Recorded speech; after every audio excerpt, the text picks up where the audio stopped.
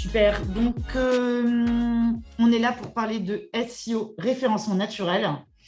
Et l'idée, c'est vraiment qu'on attaque ou qu'on revoie vraiment les bases. Parce que c'est vrai que le SEO, il y a vraiment plein de niveaux pour le travailler. On peut aller très loin dans de l'expertise, des choses techniques. Ce n'est pas là-dessus qu'on va aller aujourd'hui. Donc, si vous découvrez le référencement naturel, vous avez vraiment quelques notions, ça va être vraiment une bonne entrée en matière pour vous. Si vous connaissez un peu, mais que vous n'y êtes pas tous les jours ou toutes les semaines, ça va vous faire une bonne piqûre de rappel. Il y a peut-être des choses auxquelles vous pensez peut-être plus au quotidien et ça devrait vous aider aussi. Donc, votre micro ne marche pas, c'est normal. Donc, c'est un fonctionnement qu'on a à chaque fois pour nos webinaires de la com et des chouquettes. Étant donné qu'on est en webinaire, il y a parfois un participant qui a un bruit de fond, etc. Et on ne l'identifie pas, nous, toujours en tant que participant. Et ça peut vraiment gêner les participants pour suivre le webinaire. Donc, c'est pour ça qu'on vous a coupé vos micros. C'est vraiment pour qu'on garantisse une bonne qualité d'écoute. Mais bien sûr, comme d'habitude, on est là pour échanger. On est preneur de vos questions, de vos remarques, de vos retours d'expérience. Donc, exprimez-vous via le chat, comme l'ont fait déjà pas mal d'entre vous, pour nous saluer en arrivant ce matin. On va se présenter. Donc, moi, c'est Elisabeth. Et donc, je suis directrice conseil associée chez Concept Image. Donc, je travaille sur du développement commercial, j'encadre toute l'équipe de chefs de projet et puis j'interviens aussi sur des missions de conseil. Et donc, je sais que Charlène. Moi, donc Charlène, j'enlève mon masque très rapidement.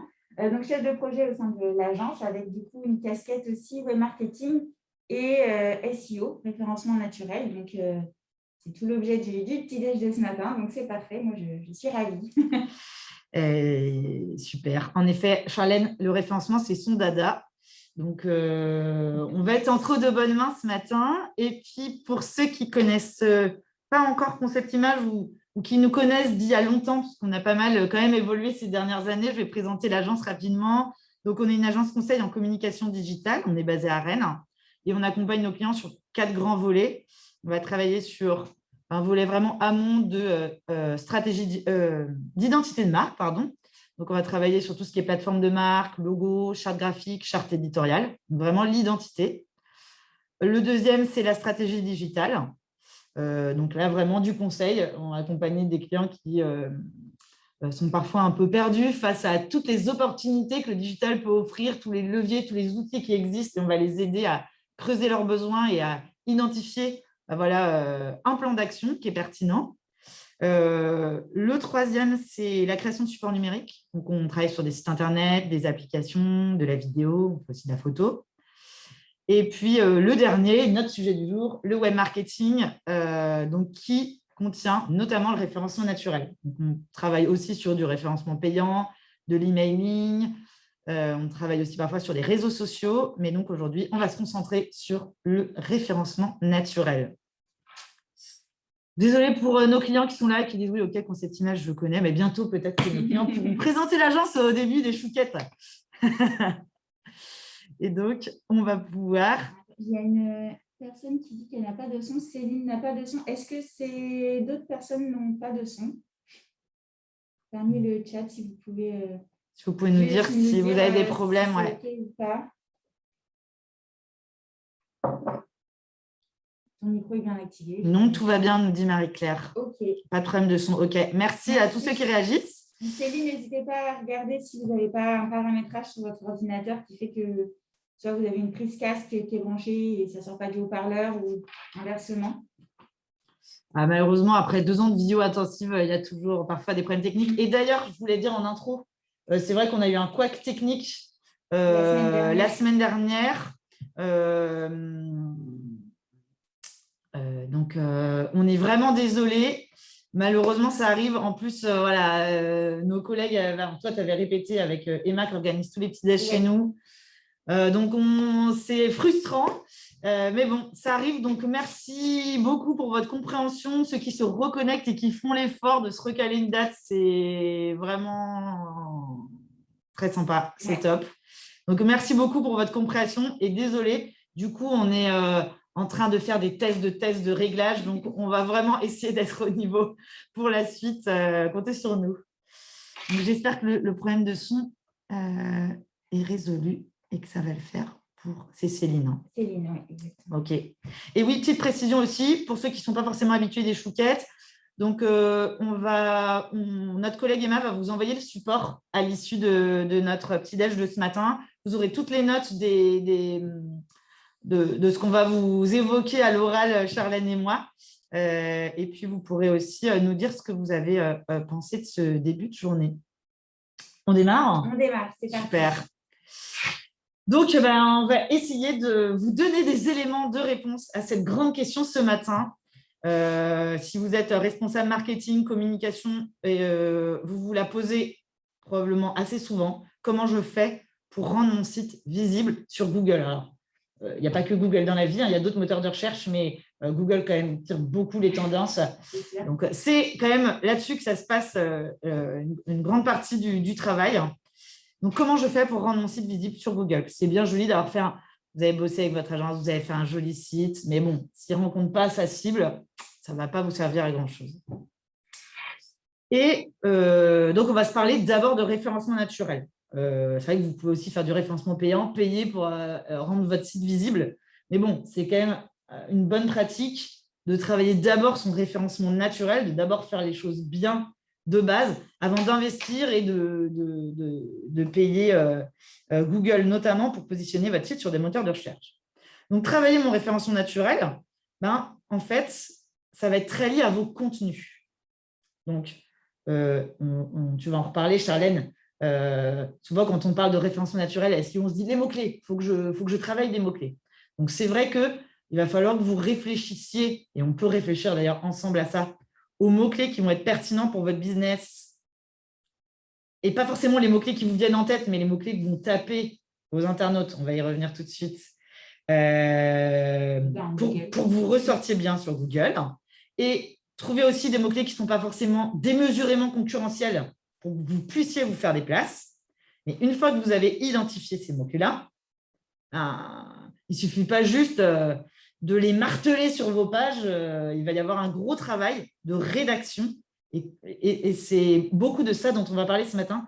Comment je fais pour bien rédiger pour le web et par où je commence? Parce que oui, en fait, la rédaction, en fait, c'est ça la base du SEO, c'est le choix des mots-clés. Donc, c'est pour ça que ce petit déj s'appelle le SEO, les bases, parce que ça commence par la rédaction et vous allez voir, c'est déjà un sacré morceau. Mais donc, Charlène vous met la pression, elle va vous la descendre tout de suite. Vraiment, on est là pour vous aider parce que c'est vrai que rédiger pour le web, c'est un exercice particulier. Ce n'est pas pareil de rédiger pour le web que rédiger dans vos présentations, dans vos supports print. Ce n'est pas forcément, ou sur les réseaux sociaux, en effet, ce n'est pas forcément plus difficile, mais c'est autre chose. Et en fait, ça nécessite de connaître et de suivre certaines règles. Donc, surtout si vous prenez, comme tu dis, la parole sur de multiples canaux, vous allez travailler de l'emailing, vous allez travailler votre site, vous allez travailler sur vos réseaux sociaux, vous faites du print. Peut-être vous produisez beaucoup de contenu, vous rédigez beaucoup, et donc, il va falloir vous mettre dans un état d'esprit un peu différent quand vous allez rédiger sur votre site web. Et puis, l'autre élément qui est important, c'est comme il y a des bonnes pratiques à respecter pour votre site web, si vous êtes plusieurs à écrire dans votre boîte, c'est quand même important que vous partagiez ces bonnes pratiques parce que sinon, et là, je pense à plein de clients de l'agence, des responsables comme marketing qui vont avoir des contributeurs en interne et qui vont parfois passer un temps énorme à relire, réoptimiser le contenu qui est fourni par des collègues à eux, qui sont volontaires, qui apportent de la matière, qui ont envie de bien faire, mais qui n'écrivent pas pour le web. Et réécrire, ça peut être un gros boulot. Donc, c'est bien aussi que vous ayez en tête ce cadre pour vous écrire direct de façon optimisée du premier coup et pour partager ça avec vos équipes. Donc, on va regarder ensemble vraiment les points qui sont importants pour vous permettre de mieux rédiger pour le web. Et donc, on va s'attacher et au fond et à la forme. Donc, c'est façon d'appréhender les sujets qui nous tiennent à cœur à l'agence. On le fait pour l'ergonomie, on le fait pour le design, mais on va le faire aussi pour le référencement naturel. Donc, on va regarder le fond, c'est-à-dire les questions qu'il faut se poser avant de rédiger. Au moment où vous avez votre idée d'article, votre idée de contenu de page, qu'est-ce qu'il va falloir creuser sur le fond? Et puis ensuite, toutes les bonnes pratiques sur la forme pour vraiment que ça soit optimisé pour Google. Le fond, tu démarres, Charlène? Exactement, je vais démarrer. Donc, c'est ce que vient un peu de dire Elisabeth. Le fond, c'est vraiment avant de commencer à rédiger comme ça, tête baissée, il faut d'abord se poser pour réfléchir à la manière dont on va choisir ces mots-clés, quel thème on va aborder. Et du coup, pour ça, il faut commencer par se poser la question, qu'est-ce que cherche votre visiteur? C'est sur la slide. Que cherche votre visiteur? Parce que du coup, quand vous allez rédiger, vous vous posez la question, qu'est-ce qu'il cherche pour que je puisse lui répondre? Parce que votre visiteur, en fait, il se pose beaucoup de questions et il va chercher des réponses à ces questions. Et on peut même dire qu'il va du coup chercher la meilleure réponse à sa question. Donc, l'utilisateur aujourd'hui, il fait des recherches dans Google qui sont de plus en plus longues et il pose carrément des questions comme s'il s'adressait directement à une personne. Donc, on parle du coup de recherche conversationnelle. Donc, la conversation, comment ça se passe? L'utilisateur, il engage la conversation en posant sa question. Et la conversation, elle se poursuit grâce à vous, qui allez essayer de lui répondre en lui apportant la meilleure réponse possible. C'est grâce à cette première échange que vous allez pouvoir maximiser vos chances de poursuivre ensuite la conversation avec vos utilisateurs. Donc, les bonnes pratiques. Donc, votre premier contact avec l'utilisateur, c'est ce qui va s'afficher dans les résultats de recherche de Google. Donc, on parle aussi de SERP ou de SERP. Donc, il faut vraiment considérer ce premier contact un petit peu comme une première approche sur un site de rencontre. C'est-à-dire qu'il va falloir séduire avec un profil, en quelques mots et en très peu de temps. Ça met la pression. Là, quand tu mets comme ça, en plus avec l'image de Disney. Et c'est hyper important parce que sur les sites de rencontre, sans les nommer, on sait très bien qu'on peut swiper à gauche parce qu'à première vue, le profil ne nous intéresse pas. On ne va pas chercher à rentrer dans le détail. Si le petit bout du profil qu'on nous affiche, les quelques mots, ne nous semble pas intéressant, c'est beaucoup plus rapide de swiper, de zapper, exactement. Sur le web, c'est exactement le même principe. Si votre profil ne convainc pas l'utilisateur dans les résultats de recherche, alors pour lui, c'est même moins long de reformuler sa question, de retaper une nouvelle question, plutôt que d'essayer à cliquer sur différents sites pour voir si on peut répondre à sa question. Donc, l'utilisateur, il va poser sa question dans le moteur de recherche. Et donc, vous, ce que vous devez faire avant de rédiger, c'est essayer d'anticiper au maximum cette question pour pouvoir lui répondre avec les mots-clés qui vont être adaptés. Donc, c'est les mots que lui-même, il va taper dans Google parce que vous n'avez pas forcément le même jargon en tant que professionnel que vos clients, en fait. Donc, du coup, il va falloir essayer d'anticiper c'est quoi l'expression clé, le mot-clé que l'utilisateur il pourrait, lui, utiliser. Et donc, ensuite, quand vous avez choisi, identifié un de ces mots-clés, vous allez ensuite, au fil de votre contenu, utiliser des synonymes, des analogies, etc. pour en fait, vous faire un petit peu une liste de mots-clés que vous devrez utiliser tout au long de votre rédaction et puis vous pourrez cocher après quand ce sera fait. Donc, tout ça, tous les fans d'organisation qui aiment bien cocher leur to-do list, c'est un régal. Exactement. Donc, tout ça, c'est le champ lexical. Vous identifiez votre mot-clé et tout le champ lexical qui peut s'y rapporter pour ensuite démarrer votre contenu. Donc, vous allez écrire votre contenu de telle manière à ce qu'il réponde à une question à la fois. Pourquoi on répond à une question à la fois? Parce que ça veut dire que vous allez vous concentrer sur une thématique en particulier et donc vous allez utiliser vraiment que des mots-clés qui sont dédiés à cette thématique. Et donc ça va aider Google à bien comprendre votre page, de quoi elle parle. Et donc, pour une question donnée, il va identifier votre contenu comme étant la réponse idéale à cette question et donc vous positionner comme ça dans les premiers résultats en tout cas, c'est tout ce qu'on vous souhaite, de vous positionner le plus haut possible dans les résultats de recherche. Et pour compléter un petit peu cette recommandation d'une page de contenu, c'est pour répondre à une question. En fait, c'est tout simplement parce qu'en SEO, donc en référencement naturel, en général, on cible et on utilise un mot-clé. C'est-à-dire que je veux me positionner sur un mot-clé. C'est sur ce mot-clé-là que je dois créer du contenu tout autour. Et en fait, si vous avez plusieurs idées de mots-clés, on peut être tenté de dire je vais travailler tous ces mots-clés dans la même page. Parce qu'on peut se le dire, on a la flemme d'écrire 5 pages pour 5 mots-clés, et je peux vous comprendre. Mais ça va être contre-productif, malheureusement. Vaut mieux que si vous n'avez pas le temps, peu de ressources, que vous travailliez bien un mot-clé, et puis vous gardez vos 4 idées connexes pour 4 autres pages que vous écrirez quand vous aurez le temps, plutôt que de noyer, de perdre un impact finalement, quoi. Exactement. Pour vous donner un petit exemple un peu plus concret, donc on a récemment mis en ligne notre nouveau site internet, ça fait 15 jours à peu près, et il y a eu un très gros travail de rédaction qui a été fait sur nos pages expertise. Donc là, à l'écran, je vous montre le haut de la page qui s'appelle Identité de marque, donc qui est une des expertises qu'on propose à l'agence. Et donc, du coup, on a choisi ce mot-clé, identité de marque. Donc déjà, on voit qu'on le retrouve dans le titre de la page, donc qui est tout en haut de l'écran. Et aussi, on va le retrouver dans les différents sous-titres qu'on va avoir dans notre page. Donc là, on voit une identité de marque. Ça comprend quoi exactement? Donc déjà, juste ce mot-clé identité de marque, enfin, expression clé, déjà, elle apparaît telle quelle 6 fois dans le contenu. Et ensuite, on a tout un champ lexical autour de l'identité de marque. Donc, on va retrouver le mot identité seul, ou en tout cas associé à d'autres mots derrière que marque. Mais du coup, le mot identité, on le retrouve 12 fois. Le mot marque, on le retrouve aussi plusieurs fois dans le contenu. Et on a ensuite les mots logo qui va apparaître 8 fois dans la rédaction du contenu, les éléments de charte graphique, charte éditoriale. Donc, tous ces mots-clés-là permettent de vraiment créer un champ lexical autour d'une identité de marque. Et donc, l'objectif, c'est de pouvoir bien positionner cette page expertise dans les recherches, dans les résultats de recherche, suite à une demande client qui pourrait être comment… Agence, identité de marque, par exemple. Exactement. On veut ressortir. Ou comment créer son identité de marque, voilà, tout ça. Et juste pour compléter par rapport à ce que tu dis, Charlène, parce qu'on vient de dire, attention, ne travaillez pas plein de mots-clés dans une page.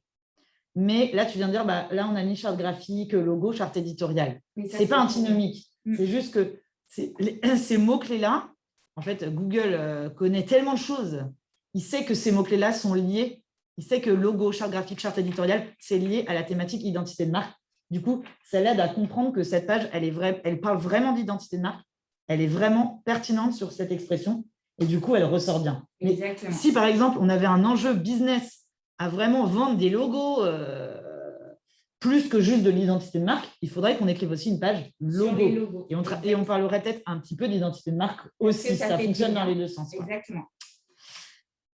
Donc, vous voyez, quand on écrit des contenus, on a Charlène qui fait la police sur le nombre de fois que l'expression remonte dans notre page. Ah, attention. Et c'est très bien. Il ne faut pas faire trop de bourrage. Là, on a un certain nombre de fois où les mots-clés apparaissent dans le contenu, c'est parce qu'on a aussi une page où il y a beaucoup de contenu, il y a 500 ou 700 mots. Tu as raison, il ne faut pas marteler son mot. Voilà, si vous faites une page avec 200 mots et que sur les 200 mots, on retrouve 50 fois le mot identité de marque, là, clairement, ça, c'est une mauvaise pratique du référencement naturel. Il ne faut pas trop bourrer avec les mots-clés parce que Google, il le comprend, ça. Elle est finie l'époque, si vous avez fait du web il y a longtemps, où vous mettiez votre mot-clé partout en blanc sur fond blanc. Aussi.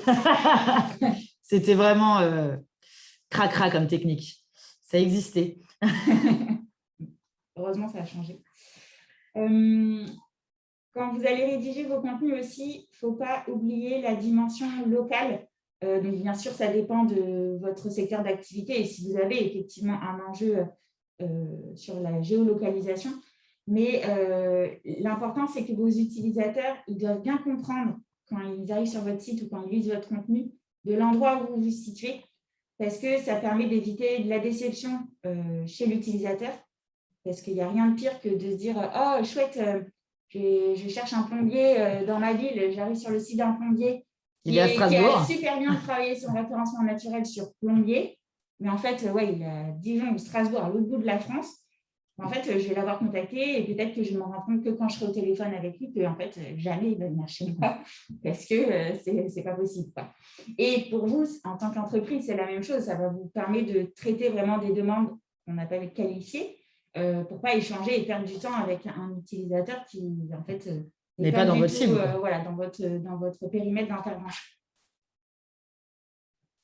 Ce qu'il ne faut pas faire aussi quand on rédige du contenu, c'est que vos clients, il ne va pas chercher un produit forcément ou un service. Il faut d'abord que vous gagniez sa confiance. Donc, lui, d'abord, il s'est posé une question. C'est la raison pour laquelle il faut d'abord répondre à sa question pour gagner sa confiance, lui montrer que vous êtes expert dans votre domaine, etc. Et ensuite seulement, vous lui présentez vos produits et vos services. Sinon, ça va être mal perçu. La personne, elle cherche, voilà, elle a un besoin et en fait, juste une question qui n'est pas forcément matérielle tout de suite. Et si vous lui proposez directement un produit, ce n'est pas ça qui va l'intéresser, elle risque de repartir. Donc, la question, du coup, pour rédiger, c'est comment vous allez pouvoir trouver des idées de mots-clés pour rédiger vos contenus. Donc, la réponse, c'est de vous inspirer de ce qui existe déjà sur Internet. Donc, première chose, vous pouvez regarder les contenus de vos concurrents, c'est-à-dire que s'ils existent et qu'ils sont déjà bien référencés dans Google, ce n'est pas pour rien, c'est qu'ils ont sûrement des bonnes pratiques ou des contenus intéressants sur lesquels vous pourriez vous baser pour écrire vos propres contenus. Vous pouvez aussi regarder s'ils font des vidéos, par exemple, sur YouTube, regardez les questions qui sont posées par les utilisateurs en commentaire. C'est une super source d'inspiration parce qu'en fait, s'il y a des questions, c'est que le sujet n'a pas été traité, en tout cas dans son entièreté. C'est normal, c'est impossible de tout traiter dans son entièreté, mais c'est-à-dire qu'il y a un point précis que quelqu'un aimerait approfondir. Et c'est ce point précis, par exemple, que vous pourriez écrire comme contenu pour vous différencier. Et du coup, là, on parle aussi de contenu de niche. Ce n'est pas forcément un contenu qui va intéresser beaucoup de personnes, mais ça va intéresser un certain nombre de personnes. Et si vous êtes tout seul, voilà, vous serez le seul positionné. Donc, c'est pour vous que les gens... Le trafic va être... Exactement. Autre source d'inspiration, on en parlait un petit peu tout à l'heure, c'est de voir comment parlent vos utilisateurs. Donc, il y a énormément de moyens pour provoquer des échanges avec vos utilisateurs ou pour capter un petit peu leur jargon. Déjà, vous pouvez solliciter les équipes commerciales ou des services après-vente, par exemple, qui sont vraiment en contact direct avec vos cibles. C'est eux qui vont pouvoir vous donner vraiment cette base de mes clients, d'habitude, ils me demandent ci, ils me demandent ça, ils utilisent ce mot-clé-là. Vous pouvez aussi provoquer des rencontres via des salons ou faire des interviews utilisateurs, par exemple, des enquêtes de satisfaction. Mais en tout cas, comme je vous le disais tout à l'heure, les clients, ils ont vraiment leur propre jargon.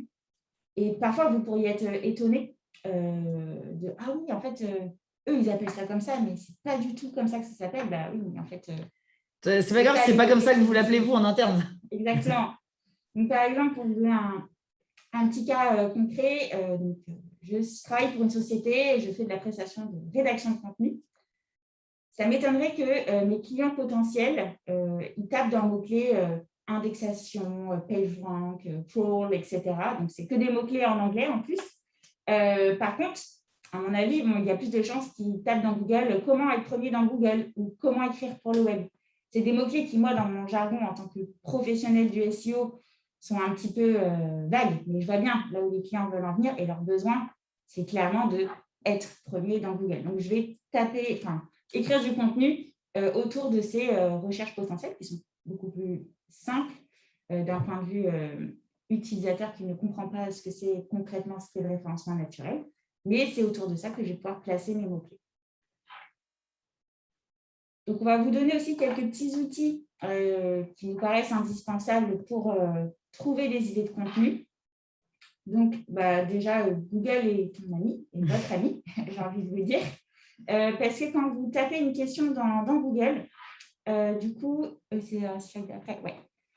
En fait, il y a plusieurs sections dans la structure de la page. Il y a une première section qui est tout en haut, qui s'appelle « Autres questions posées ».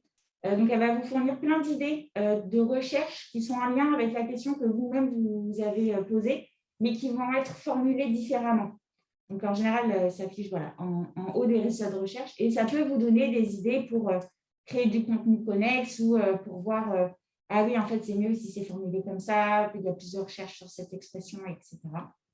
Et une autre section, c'est la rubrique recherche associée qui, pour le coup, elle, en général, se trouve en bas des résultats de recherche. Et donc là, ça va vous donner des idées de contenu complémentaires au thème initial. On a un autre outil de Google, c'est Google Trends. Donc, c'est un outil qui est complètement gratuit et il vous permet de visualiser la popularité d'une expression ou d'un mot-clé. Donc, c'est un outil qui est super bien parce que vous pouvez même comparer plusieurs mots-clés pour pouvoir ensuite choisir celui qui va être le plus adapté. Donc, par exemple, là, dans l'outil Google Trends, j'ai voulu voir la popularité entre pain au chocolat et chocolatine. Tu es resté sur le thème de la chouquette. Ouais, en plus clivant. Parce que voilà, il y a toujours ces débats, chocolatine ou pain au chocolat. Donc, chocolatine, c'est la courbe qui est en rouge sur le graphique. Et on voit bien que du coup, elle est clairement moins recherchée que le mot pain au chocolat. Donc, ça peut vous donner voilà, des billes pour pouvoir choisir des mots-clés. Si vous hésitez entre deux expressions. Ouais. Exactement.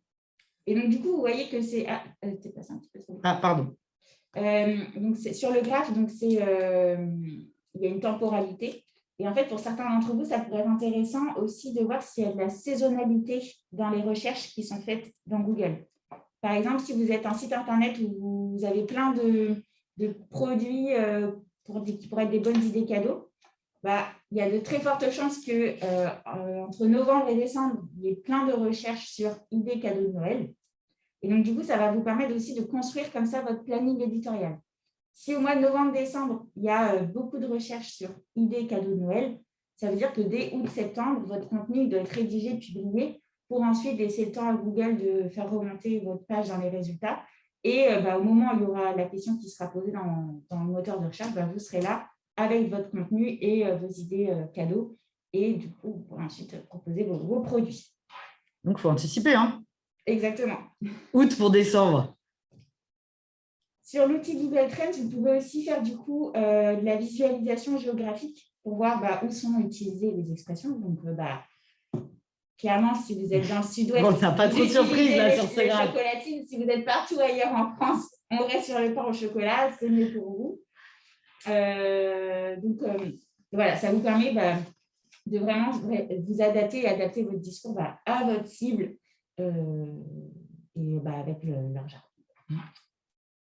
Et donc, Google Trends, là, au-delà de l'exemple pain au chocolat, chocolatine, ça peut être intéressant aussi si dans votre métier, parfois vous avez du jargon en anglais et vous ne savez pas si peut-être vous devez le taper, peut-être travailler sur les mots-clés en français ou en anglais. Enfin, bien sûr, il faut que votre site ne soit que dans une seule langue, hein, mais vous voyez ce que je veux dire, un peu comme tu disais tout à l'heure, crawl ou voilà.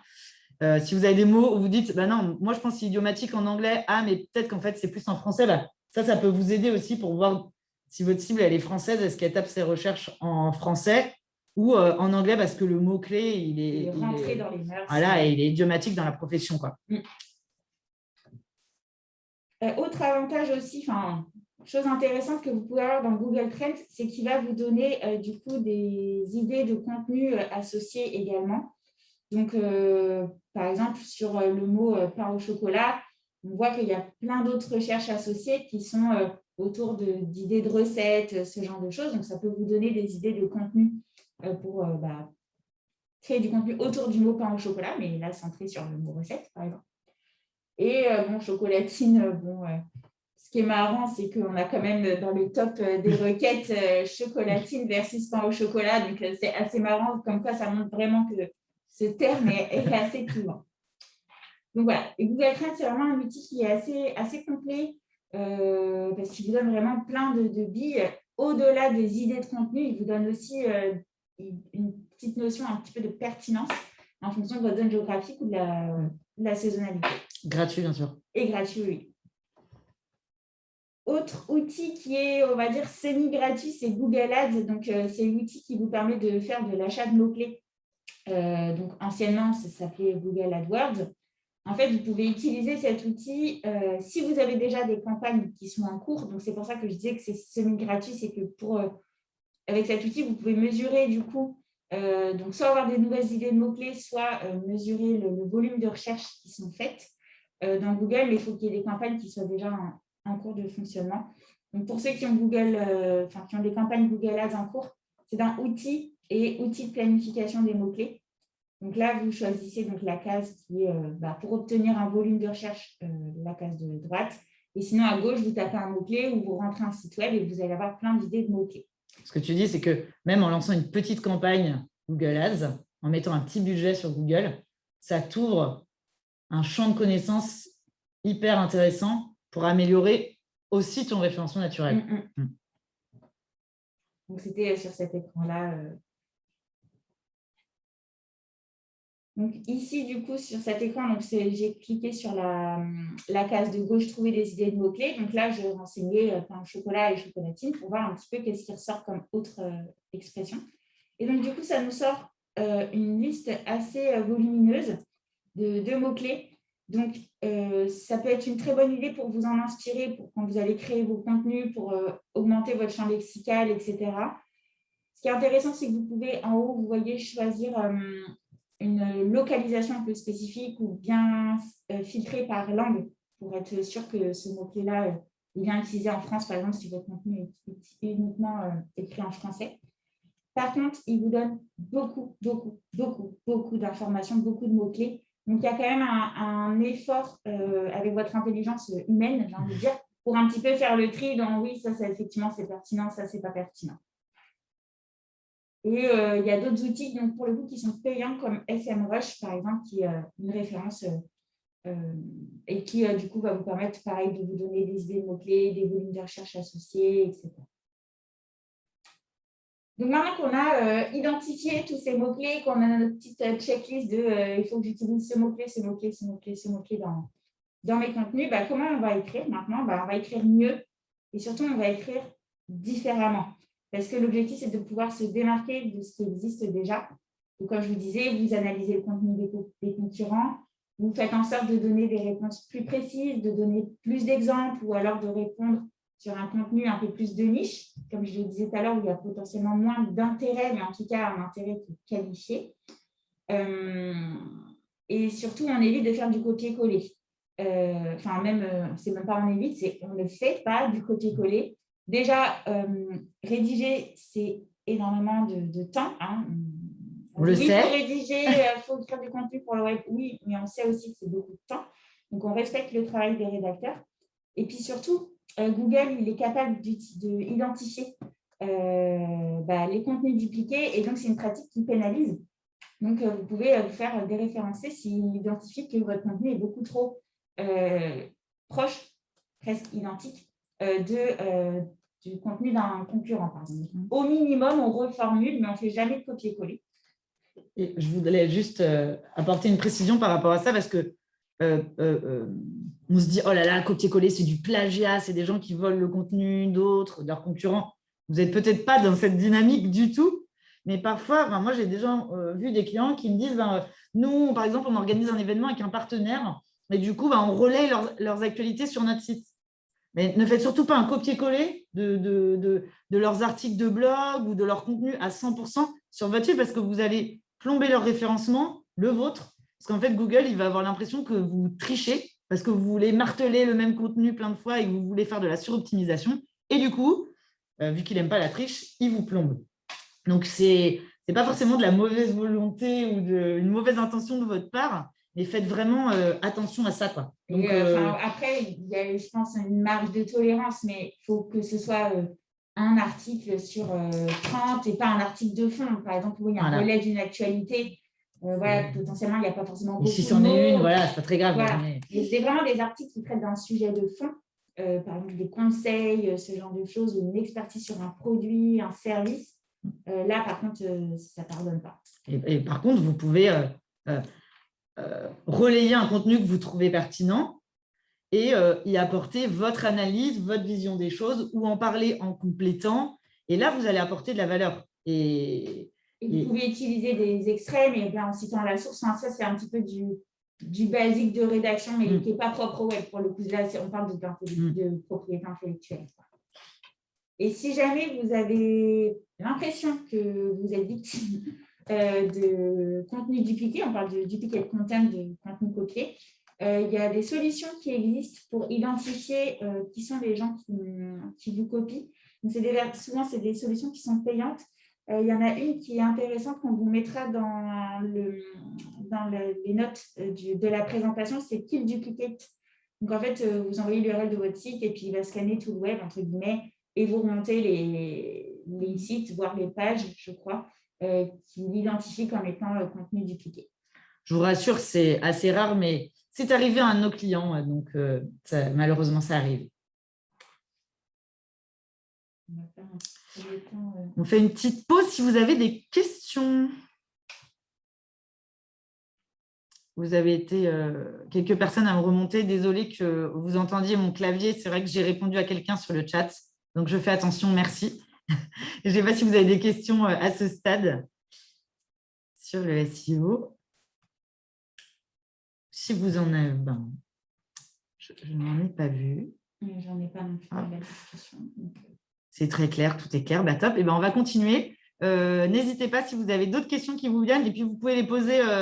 Attendez pas ces moments de pause. Posez-les sur le chat. Et puis, on va reprendre un autre moment pour y répondre. Alors, on a une question. Combien de redondance sur un même mot-clé faut-il pour que le SEO soit bon dans une page? En fait, il n'y a pas de réponse quantitative qui peut être vraiment clairement donnée. C'est plus, en fait, il faut toujours penser de mettre l'utilisateur et le lecteur au centre de votre intérêt quand vous allez rédiger votre contenu. Donc, si quand vous donnez, par exemple, vous avez écrit votre contenu, vous faites relire à quelqu'un qui aura un avis complètement extérieur, si c'est lourd à lire, il y a trop de répétitions, en fait, juste la réponse, elle est là, c'est que vous avez mis trop de fois le mot-clé.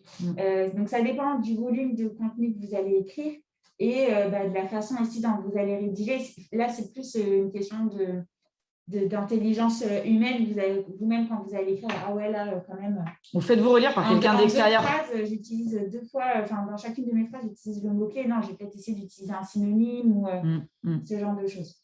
Mais c'est vrai que c'est dur. À moi, pour avoir bossé sur pas mal de rédactions, justement, pour notre futur site, c'est récent, donc je suis pleine d'empathie vis-à-vis de tous nos clients qui mettent du temps à écrire leur contenu parce que c'est vrai, c'est un travail énorme. Et c'est vrai que quand on est dedans et quand on est à fond, on n'a plus, c'est normal, ce regard externe. Ouais. Et quand vous vous faites relire par quelqu'un, peut-être la personne va vous dire « Ah ouais, par contre, elle est un peu fort sur ton mot-clé, là, je le vois partout, réduis un petit peu la voilure. » J'en peux plus. Voilà. Donc, si vous avez peur d'être trop extrême sur trop de fois répété, faites-vous relire par un humain. Et dans l'autre côté, est-ce que je l'ai mis suffisamment pour Google? Vous avez des outils aussi, notamment sur votre… Par exemple, nous, on travaille beaucoup sur WordPress pour nos sites et on a un plugin qui s'appelle Yoast SEO qui va regarder en temps réel le contenu de votre page et qui va vous donner des notes. Il vous dit si vous êtes vert, orange ou rouge. Alors, heureusement, ça ne se limite pas aux couleurs. Il va vous donner aussi des conseils. Et si vous n'avez pas assez répété votre mot-clé principal, il va vous le dire de toute façon. Et à partir d'un moment et il le fait en fonction de la quantité de votre contenu. Donc, il a cette intelligence-là. Et donc, à partir du moment où vous l'avez suffisamment mis par rapport à votre quantité de contenu, il vous félicite, ça passe au vert, vous êtes content et vous pouvez avancer. On a juste une question qui nous demande, quelqu'un qui nous demande est-ce qu'il y aura bien un replay. Donc, oui, il y aura un replay et vous aurez aussi la presse avec toutes les notes. Donc, vous aurez les 2 formats si vous avez besoin de partir un petit peu plus tôt. On nous demande aussi, est-ce que le copier-coller compte juste pour les concurrents ou aussi pour les produits sur notre site? C'est vrai que pour les sites e-commerce, c'est vraiment ce qui est compliqué. Mais malheureusement, oui, c'est considéré comme du contenu dupliqué. Donc, si vous avez votre propre marque de produit, c'est beaucoup plus facile de pouvoir écrire un contenu qui est différenciant. Si effectivement, vous êtes distributeur, que vous êtes plusieurs distributeurs à vendre le même produit, souvent, les marques ont des contenus préfets que vous donnez et la plupart des sites qui vendent du coup ces produits, ces distributeurs vont prendre le contenu tel quel. C'est mieux si vous apportez votre patte pour montrer que vous avez testé le produit, par exemple, pour ajouter des informations en plus et c'est ce qui va vous permettre de vous démarquer. Ouais, on a fait un benchmark hier pour un de nos clients et justement sur les fiches produits, c'était exactement cette problématique-là. Donc, ils reprenaient toutes les infos, la composition des produits qu'ils distribuaient, etc. Ils avaient un paragraphe « Pourquoi on l'aime ?» Et c'est intéressant. Et ce n'était pas juste une phrase en plus. Donc, ça apporte un contenu complémentaire qui fait que la page, ce n'est pas juste un pur copier-coller. Donc, c'est bien pour la référencement naturel. Oui. Et c'est intéressant aussi en termes d'identité parce qu'eux, ils distribuent le produit mais il est disponible sur Internet. Donc, il est disponible au même prix. Donc, pourquoi j'irais l'acheter chez un tel ou chez un tel? le fait d'apporter la partie conseil, leurs pattes, etc. Et humaine, du coup, parce que c'est pourquoi on l'aime. Donc, il y a un engagement supplémentaire de la marque vis-à-vis du produit. Donc, ça crée forcément… donc là, on est sur du marketing pur, Exactement. du storytelling, mais du coup, ça crée un affect, en fait, par le client. Il va dire, ouais, eux, on voit qu'ils ont vraiment testé le produit. Donc, ça peut faire la différence. Voilà, en fait. Exactement. C'est chouette, on parle de référencement naturel, on ne parle pas que des robots. Oui. Ça fait plaisir. On avait une autre question. Pour les métadonnées, est-il déconseillé de reprendre le même contenu que la page? Pour moi, non. Parce que les métadonnées, donc on parle, j'imagine, du méta-titre et méta-description. Donc, c'est ce qui s'affiche en fait dans les résultats de recherche. Ça n'a rien à voir. En fait, on guide Google pour lui dire est-ce que tu peux afficher ce contenu-là si tu dois faire apparaître mon site dans les moteurs de recherche, enfin, dans ton moteur de recherche. Ça n'a rien à voir avec du contenu dupliqué. Pour le coup, c'est vraiment je veux que ce soit ça qui soit affiché. C'est vraiment, il faut le voir comme un argument marketing, ce métatitre et cette métadescription. C'est qu'est-ce qui va faire. En fait, si vous êtes bien référencé en haut de page, ce n'est pas parce que vous avez une métadescription et un métatitre qui sont différenciants d'un point de vue sémantique, c'est vraiment parce que vous allez avoir bien écrit vos contenus. Et par contre, le fait d'optimiser votre métatitre et votre métadescription, ça va être des éléments qui vont donner à l'utilisateur envie de répondre. C'est ce fameux profil de site de rencontre où j'ai très peu de mots et donc pour le titre et très peu de mots du coup au niveau de la petite description qui s'affiche pour convaincre et dire à l'utilisateur c'est chez moi qu'il faut que tu cliques. Je pense qu'on est bon sur les questions. Est-ce que encore plein de questions, ça fait plaisir. Est-ce que c'est intéressant de retravailler ces URL lorsque l'on peut le faire? Alors, j'ai lu un article il n'y a pas très longtemps. Jusqu'à présent, oui, je prône le fait que l'URL, il faut qu'elle soit optimisée dans le sens, il ne faut pas qu'elle soit trop longue. Mais a priori, ce n'est plus forcément un critère qui a beaucoup de poids, en tout cas dans les critères de classement Google. Là encore, après, c'est une question aussi d'intelligence parce que les utilisateurs, donc votre site, il peut avoir un fil d'Arial, mais des fois, il n'en a pas, ou l'utilisateur, il préfère regarder son URL pour se repérer là où il est. Donc, si toutes vos pages, en fait, c'est des chiffres ou des lettres, mais qui n'ont rien à voir, qui ne reprennent pas le titre de vos pages et que vos URL sont méga longues, là, je vais vous dire, oui, il faut optimiser vos URL, il faut qu'elles soient quand même intelligibles. Donc oui, il faut optimiser ces URL. Après, il n'y a pas forcément Il n'y a pas une pression massive là-dessus non plus. C'est vrai que c'est ça qui n'est pas évident, je trouve, dans le référencement naturel, c'est que tu as tellement de curseurs sur lesquels tu peux jouer que ça peut être un peu décourageant ou on peut se mettre un peu la pression en se disant là, il faut que je sois ouvert sur en tout cas, là encore, c'est une question de remettre l'utilisateur au centre de la réflexion. C'est est-ce que mon URL, ça va, elle n'est pas trop lourdingue à comprendre et est-ce qu'on peut facilement se repérer? Ok, merci Charlène. On est bon sur les questions à ce stade. Je vous propose qu'on avance. Il va vous venir d'autres questions, donc continuez. On est ravis d'avoir ces échanges avec vous. La forme maintenant. Ouais, donc on a parlé du fond. Donc le fond, c'est qu'est-ce qu'on raconte. La forme, c'est comment on le raconte. Donc, comment on le raconte, ça passe par la structure de votre page de contenu. Comment vous allez mettre les informations. Donc, on vous met à l'écran la première phrase du coup d'Aurélien de Guaragon. Donc, la première fois qu'Aurélien vit Bérénice, il la trouva franchement laide. Ça met l'ambiance, hein? Exactement. Donc, là, on est sur la lecture d'un roman et la phrase, elle donne envie. Elle donne envie de savoir qu'est-ce qui va se passer par la suite, etc. Mais sur le web, ce n'est pas du tout comme ça qu'il faut faire parce que du coup, votre visiteur, il ne faut pas oublier, il a tapé une question dans Google. Donc, ça veut dire qu'il veut une réponse. Il n'est pas là pour lire un livre, il n'est pas là pour qu'on lui raconte. Pour être intrigué. Exactement. Et il ne faut pas oublier qu'en tant qu'utilisateur, on n'a pas beaucoup de temps, on est toujours pressé, on a plein de choses en tête, on nous propose plein de résultats différents.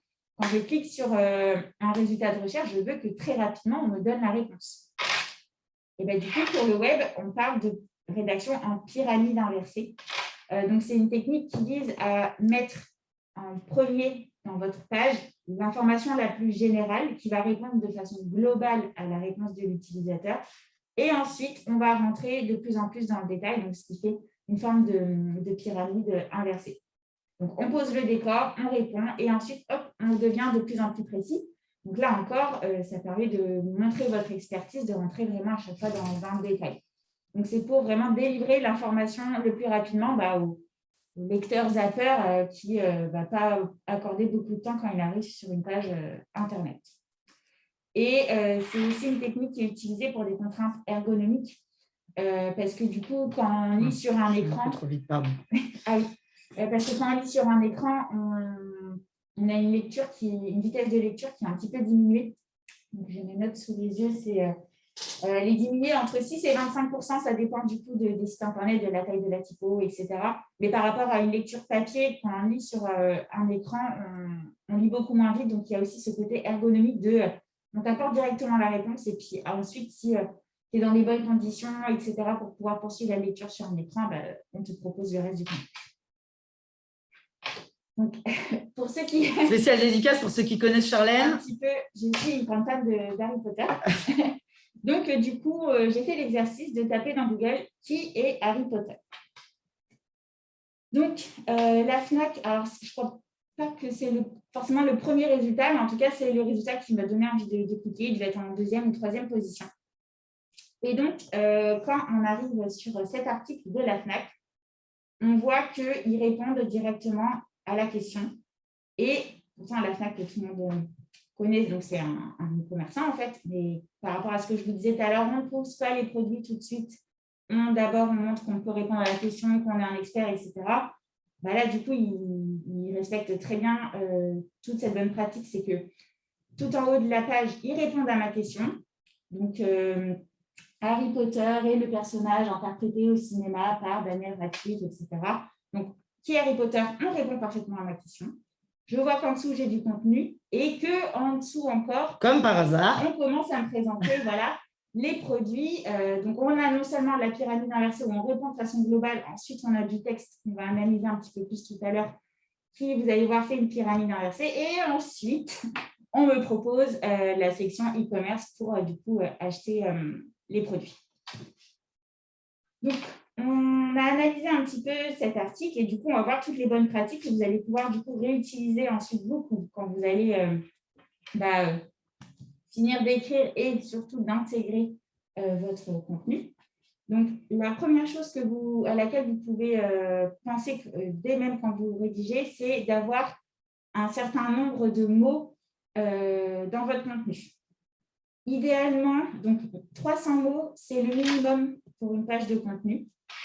Parce que Google estime qu'au bout de 300 mots, on peut répondre à une question. Voilà. Et sans être trop vague, en donnant assez de précision, etc. Et que vous avez des choses à raconter.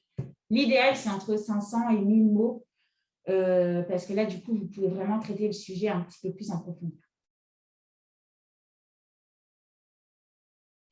Donc, on a utilisé un outil qui compte les mots pour nous sur l'article de la FNAC. Donc, on utilise compteur de lettres, mais il y en a plein d'autres. Vous tapez compteur de mots dans Google, vous allez avoir plusieurs idées. Et donc, du coup, la FNAC, ils sont bien. Ils sont à 521 mots. Donc, première bonne pratique, check. Ensuite, une autre bonne pratique, c'est de faire des phrases qui sont courtes. Donc, je vous le disais tout à l'heure, on n'est pas toujours forcément dans des bonnes conditions pour pouvoir lire sur des écrans. On a une vitesse de lecture qui est beaucoup plus faible sur les écrans. On a notre attention qui peut être perturbée parce que on est beaucoup dans la mobilité. On peut être donc, sur un petit écran, enfin sur un téléphone, on peut être dans le métro, il peut y avoir du bruit autour, etc. Donc, il faut que on fasse, même si en France, on est des littéraires et qu'on fait des phrases à rallonge, là, il faut voilà. La synthèse. Faire des phrases qui sont beaucoup plus courtes pour que l'utilisateur comprenne rapidement ce que vous êtes en train de lui raconter. Et autre argument de pourquoi c'est important de faire des phrases courtes, c'est parce que Google, c'est anglo-saxon. Et donc, en anglais, par rapport au français, par nature, ils font des phrases qui sont beaucoup plus courtes, qui vont beaucoup plus à l'essentiel. Et donc, Du coup, Google, comme étant un outil anglo-saxon, il se base sur son ADN, entre guillemets. Donc, voilà, il y a un certain nombre de mots qui est optimum. Donc, dans une phrase, donc pour Google, le critère, c'est 20 mots par phrase environ. On est en France, 30 mots, ce sera déjà très bien. Donc, on a pris une phrase sur l'article de la FNAC, donc qui est en jaune sur votre écran. Il y a 27 mots, donc bravo. Il rentre dans cette bonne, dans la checklist des bonnes pratiques. Après, vous n'allez pas non plus compter chaque phrase, elle est constituée de combien de mots, ça c'est sûr. Mais c'est bien d'avoir ça en tête. Quand vous relisez, dites-vous, est-ce que cette phrase, je peux la couper en deux? Voilà, juste garder un petit peu ce regard critique sur vos contenus. Ensuite, donc, on poursuit l'analyse de l'article. Tu voulais vraiment commencer ta journée avec Harry Potter, toi, hein. C'est du coup de faire des paragraphes. Pour faire des retours à la ligne, quoi. Pourquoi? Parce que du coup, ça favorise la lecture. Donc, on va vous montrer du coup sur l'écran suivant. Donc, on avait intégré sur l'écran de gauche l'article de la FNAC tel qu'il est sur leur site actuellement. Et à gauche, du coup, on a commencé à restructurer un petit peu le contenu. On a rajouté des sauts de ligne pour identifier les différentes parties de qu'est-ce qu'il raconte. Il y a certains paragraphes, blocs de contenu où on a forcé des paragraphes. Pourquoi? Parce qu'en règle générale, on dit qu'un paragraphe, ça correspond à une idée clé. Donc, comme ça permet de vraiment créer plusieurs paragraphes et de structurer vraiment le contenu pour que visuellement, ce soit beaucoup plus agréable à lire. Et une bonne pratique, mais ça, c'est du français, de la bonne pratique, on va dire, d'écriture, c'est de bien penser à faire des mots de liaison en début de paragraphe. Donc, néanmoins, en effet, enfin, donc un petit peu comme si vous rédigiez, quand vous faisiez une rédaction. Voilà, de base, exactement. Parce que, pareil, Google est capable d'identifier les paragraphes et aussi les mots de liaison, ce qui montre que vous avez plusieurs choses à dire dans vos contenus. Donc, on a structuré les idées avec des paragraphes, des sous-paragraphes. Maintenant, on va un petit peu donner plus d'informations et on va rajouter des titres et des sous-titres dans notre contenu pour que on facilite encore plus la lecture et donner du relief. Donc, le mot-clé ici, c'est Harry Potter, bien évidemment, pour qui est Harry Potter. Et donc, du coup, on va utiliser le mot-clé Harry Potter un petit peu partout dans le contenu. Et bien évidemment, il faut l'utiliser dans les sous-titres qu'on va mettre dans le contenu. Donc, on va utiliser Harry Potter, mais aussi tout le champ lexical lié à cet univers. Donc, la sorcellerie, la magie, Poudlard, école de sorciers, sortilège, voilà, tous ces mots-clés autour de cet univers qui font partie du champ lexical de Harry Potter. Donc là, sur cet écran, donc à gauche, c'était le contenu qu'on avait commencé à optimiser avec juste l'apport de paragraphes et de sauts de ligne. Et à droite, entre ces sauts de ligne, on a juste rajouté les sous-titres. Donc, on retrouve l'enfance de Harry Potter. Harry Potter découvre l'univers de la magie. Vous voyez, on retrouve à chaque fois le mot Harry Potter et du coup, d'autres mots-clés en rapport avec le champ lexical. Et pourquoi c'est méga important de mettre des titres et des sous-titres? D'une part, parce que visuellement, pour nous, en tant que lecteurs, on peut identifier les grosses parties de quoi on va nous parler. Et c'est aussi utile pour Google, parce que vous avez sûrement dû entendre parler de H1, H2, H3 quand on parle des titres. En fait, ça permet de mettre une balise dans le code sur chaque titre. Et donc, Google, lui, quand il va passer sur votre page, il ne va pas forcément lire tout le contenu. Il va d'abord lire justement ces balises de titres. Ensuite, il va regarder d'autres éléments. Est-ce qu'il y a des mots qui sont en gras? Est-ce qu'on utilise des images? Ce genre de choses. Mais du coup, ça lui facilite vraiment la lecture du code sur votre page et donc de comprendre beaucoup plus rapidement de quoi vous parlez. Donc, ça, c'est nous, au niveau de la conception, quand on va travailler sur votre site Internet. Déjà, quand on va travailler les maquettes graphiques, on va travailler justement ces styles de titres et de sous-titres. Et après, dans les spécifications, le document qui explique comment on va faire le site et qui va être vraiment le brief pour l'équipe de développement, on va leur dire, vous voyez, l'enfance de Harry Potter, derrière ça, vous allez nous mettre, derrière ce style de titre, vous allez nous mettre… Qui est en capital et en bleu canard. Là. Voilà, vous allez nous mettre une balise H2. Et peut-être qu'on aura un autre style de sous-titre qui sera en minuscule, en plus petit, mais toujours de semaine bleue, ou voilà, une autre couleur de la charte graphique, que sais-je. Et on aura dit, ça sera des H3. Donc, c'est, si vous voulez, on prévoit d'attacher ces balises à ces styles quand on développe le site. Et après, vous, quand vous rédigez votre contenu, quand vous sélectionnez votre titre pour lui attribuer un style, comme vous le faites dans votre éditeur de texte sur Word, par exemple, et automatiquement, ça va lui attacher la balise. Vous n'avez rien à faire dans votre code. Oui. C'est juste, vous faites de la mise en forme, vous sélectionnez. Voilà. Et la correspondance sur les balises, elle se fait automatiquement. Donc, pour un petit peu étayer cette question de pourquoi c'est important de visuellement mettre des titres et que vous puissiez scanner en tant qu'utilisateur, si on revient un petit peu dans le monde physique et que vous achetez un livre, donc par exemple, ce sera un gros livre sur un sujet, par exemple, économique, vous n'allez pas le lire en entier avant de savoir certains, Charlène. Ah oui, non, avant de l'acheter, ça dépend. Vous allez à la FNAC, par exemple, j'ouvre le livre, je ne vais pas le lire en entier. Ah oui, c'est bon, je réponds à ma question, je repars avec. Non, vous allez sûrement aller voir le sommaire ou l'index pour voir c'est quoi les grands chapitres et les sous-parties dans chaque chapitre. Ça va vous donner une idée de « Ah oui, ok, il aborde bien ce thème-là, donc il va m'intéresser. » Voilà, sur le web, la page, il n'y a pas forcément toujours de sommaire, ça peut, hein, mais en tout cas, visuellement, on voit le contenu de la page avec les titres, sous-titres. On a juste à lire titres et sous-titres, toujours pareil, on n'a pas beaucoup de temps, etc. Et donc, on peut se dire, OK, c'est bon, je vais me poser sur cet article 5 minutes pour le lire en entier. Ou est-ce que, non, il est complètement à côté. Ce n'est pas du tout ce que je veux. Suivant. Exactement.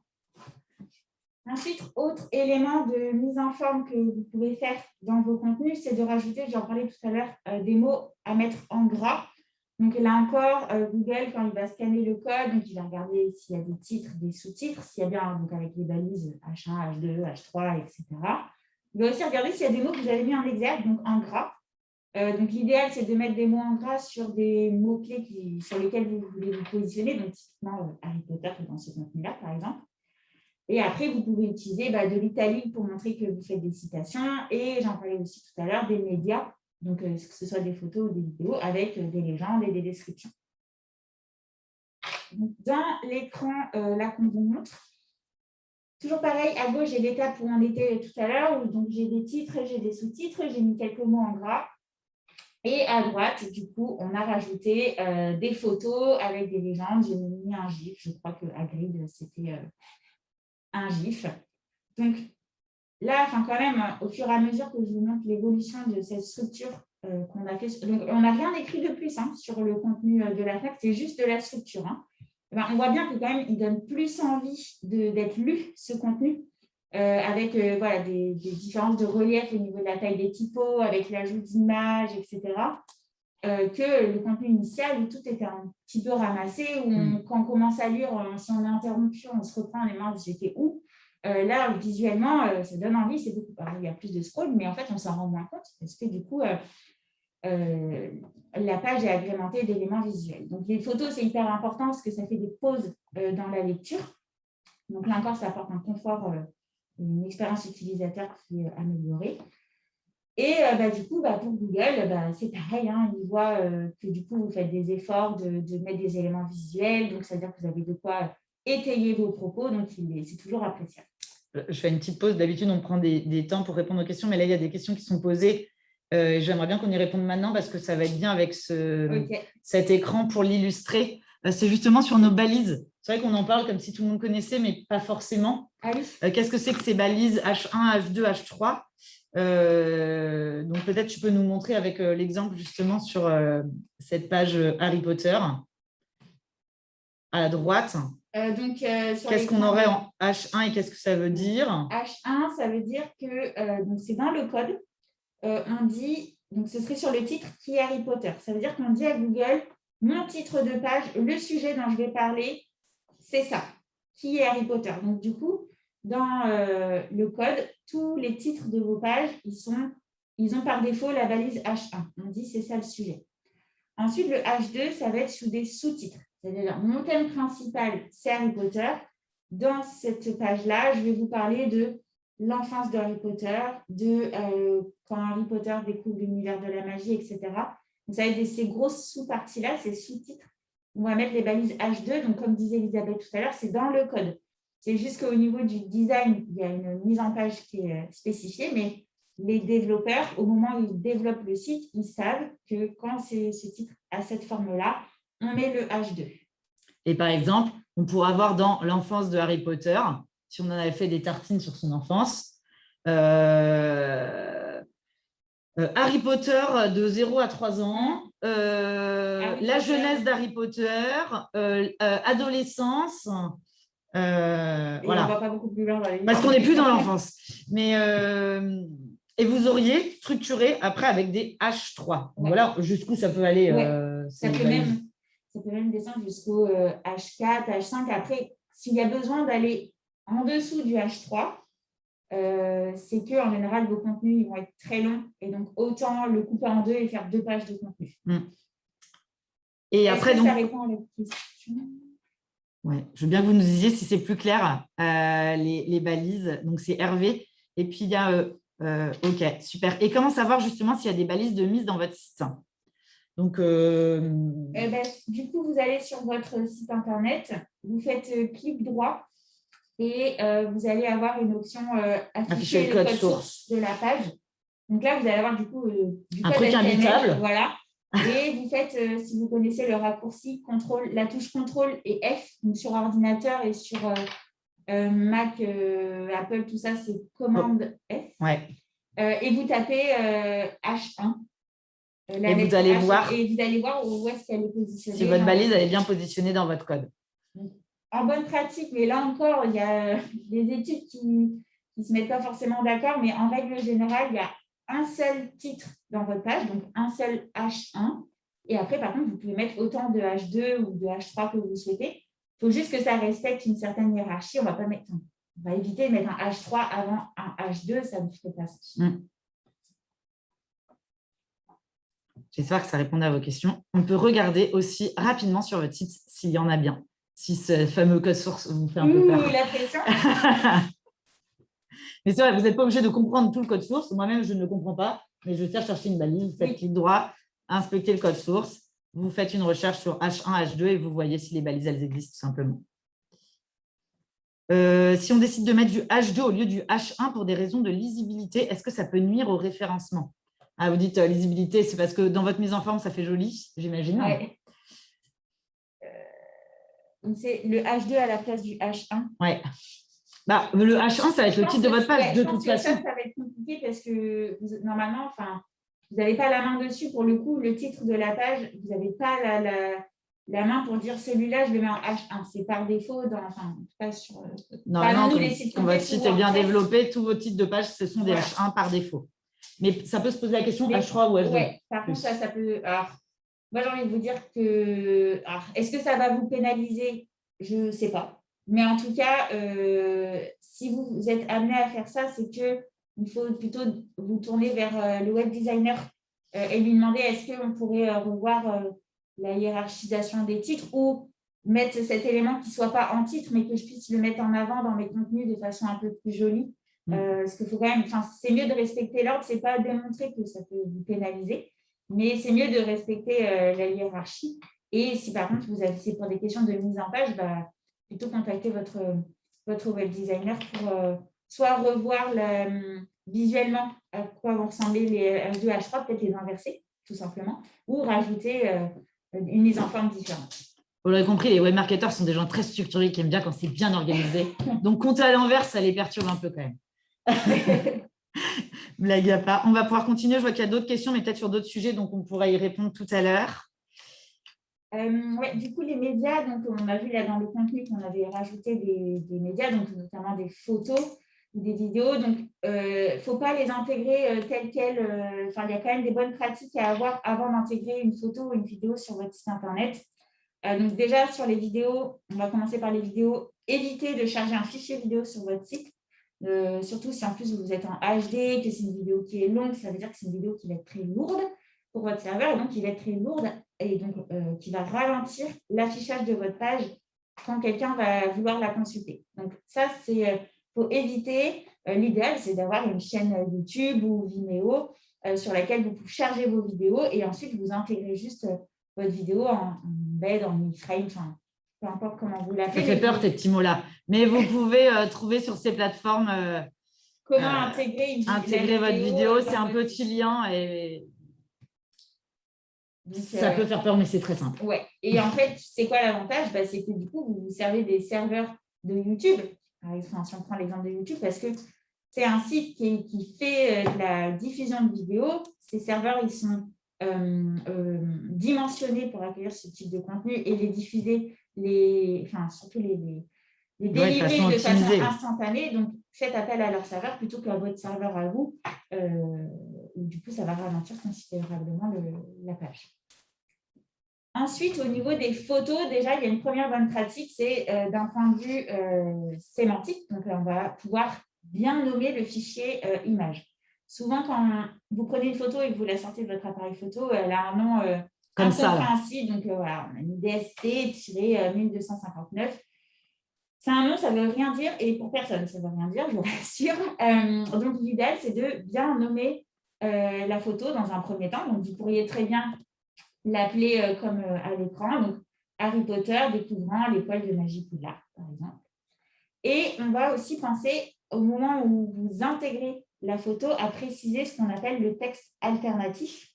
Donc, le texte alternatif, donc on va reparler un petit peu de balises et de code, mais en gros, c'est un élément qui indique à Google qu'est-ce qu'il y a sur la photo. Il faut voir comme une description.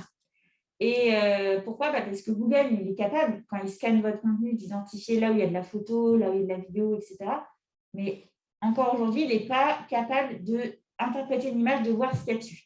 De plus en plus, mais ce n'est pas notre sujet de ce matin. Il faut encore lui donner des indications. Donc, du coup, on va enseigner le alt.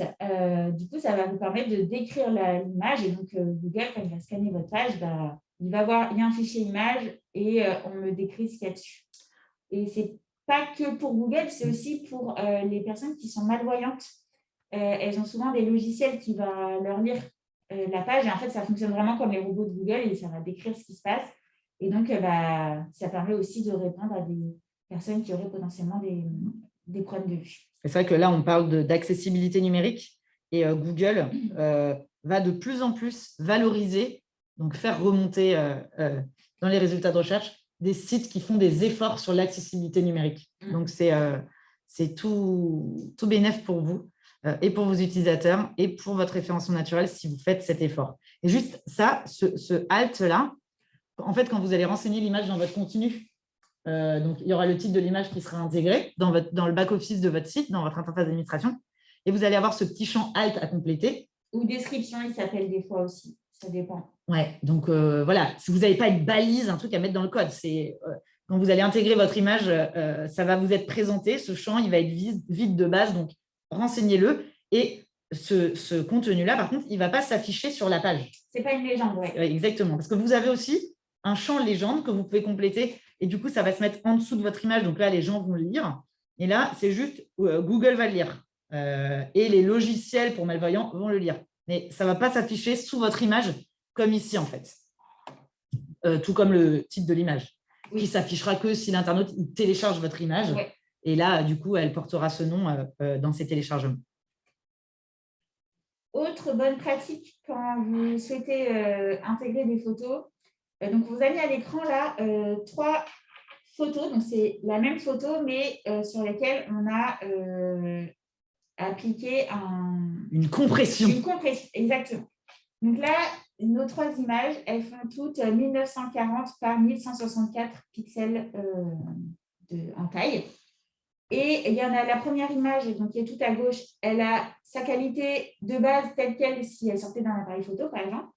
Donc, elle fait 1,65 mégas. C'est très lourd. Enfin, c'est très lourd. Ce n'est pas si lourd que ça par rapport à d'autres images, mais en tout cas, c'est assez lourd. Et on peut tout à fait optimiser le poids de l'image sans forcément rogner sur la qualité perçue par un œil humain. Donc, la vidéo tout à droite, on a fait un export. Donc on utilise, il y a plein d'outils qui existent sur Internet. On vous mettra quelques exemples dans la présentation. J'ai des collègues qui utilisent TinyJPEG, par exemple. Moi, j'utilise Photopea. Moi, j'utilise I Love IMG. Chacun a son petit chouchou. Son petit chouchou. Moi, c'est Photopea parce que je peux choisir précisément si je veux 100%, 50%, 70%. Enfin, le niveau d'export que je veux, il y en a, c'est automatique. Du coup, des fois, ils exportent et ils compressent et en fait, c'est un petit peu déceptif. Avec Photopea, on peut vraiment choisir. Et donc, du coup, tout à gauche, j'ai mis l'export à 0%. Donc, quand on compresse, ça veut dire qu'on enlève des pixels. Clairement, là, ça se voit. L'image, elle est très dégradée. Quelqu'un qui va arriver sur mon site, qui va voir cette image, il va dire « Oh mon Dieu, mais c'est quoi ce site? Je l'enlève. » Ou alors, c'est un truc d'artiste. Ouais. C'est pas forcément votre objectif. Exactement. Donc, j'ai un export à 0% au niveau qualité. Par contre, le poids de mon image, elle est passée de 1,65 mégas à 16K, ce qui est pour le coup très faible. Et il y a l'image du milieu qui est un intermédiaire qui est tout à fait acceptable. Donc, c'est un export où j'ai retiré du coup 30%, on va dire, de pixels. Donc, c'est un export à 70% de la qualité originale. Et je suis passée du coup à 83,7K, donc ce qui est tout à fait, on va dire, standard pour un site avec une image de cette taille. Et vous voyez qu'entre l'image tout à gauche et l'image du centre, la qualité perçue, elle n'est pas vraiment dégradée. Je vous aurais mis les deux images sans vous donner les indications de laquelle est à 100%, laquelle est à 70%. C'est pas sûr que vous pourriez voir la différence. Donc, il y a toujours, là encore, on retombe sur le côté intelligence humaine, mais je peux vous dire, je vais gagner un poids, mon poids, il est divisé quasi par 2, en fait. Un poids divisé par 2, et c'est-à-dire mon site, il va être plus rapide et tout, mais visuellement, la qualité et ce que je présente à mon lecteur, elle n'est pas vraiment dégradée. Donc ça, c'est la première bonne pratique, c'est d'optimiser du coup le poids de votre image. Autre bonne pratique, c'est que du coup, dans votre site internet, vous avez plusieurs endroits où vous allez avoir des images à charger. Et donc, il y a des fois, on va vous demander une petite vignette qui fait, je ne sais pas, 300 pixels par 300 pixels. Ça ne sert à rien de charger l'image telle qu'elle quand elle sort de votre appareil photo. Donc, c'est du 3000 par 7000 ou je ne sais pas. C'est vraiment des images qui sont beaucoup trop grandes, alors qu'en fait, c'est pour être utilisé dans une petite vignette comme ça ne fait pas sens parce que là encore, vous surchargez votre serveur et donc, quand la personne arrive sur la page, on appelle une image qui est très lourde pour au final la charger dans un élément qui est tout petit. Donc, là encore, avant de charger votre image, adaptez la taille pour qu'elle soit pas déraisonnable par rapport à ce qu'on lui demande pour là où elle va être affichée. Nous, ce qu'on essaye de faire, juste en complément, c'est vrai qu'ils le font de plus en plus aux devs, à l'agence, c'est dans les pages, quand vous créez une nouvelle page, dans votre interface d'administration, ils vous mettent une petite note en disant voilà le format idéal pour l'image que vous allez renseigner et pour votre vignette et pour un contenu très large, parce que à moins d'être un fou de chiffres, d'avoir une mémoire de dingue, vous n'allez plus vous souvenir quelle dimension il me faut pour tel type d'image et quelle dimension il me faut pour tel type d'image. Donc, ça va vous faire des petits mémos pour vous en souvenir à chaque fois. Et donc là, du coup, à l'écran, on vous a montré l'image qu'on avait tout à l'heure. Donc, l'image de tout à l'heure, elle faisait 1940 pixels de large par 1164 de haut. Là, on l'a réduite à 1000 de large et 600 pixels de haut parce que dans mon back-office, je n'avais pas besoin de plus. Je suis toujours sur un export de qualité à 70% et on voit que là, le poids de l'image, il ne fait plus que 36K.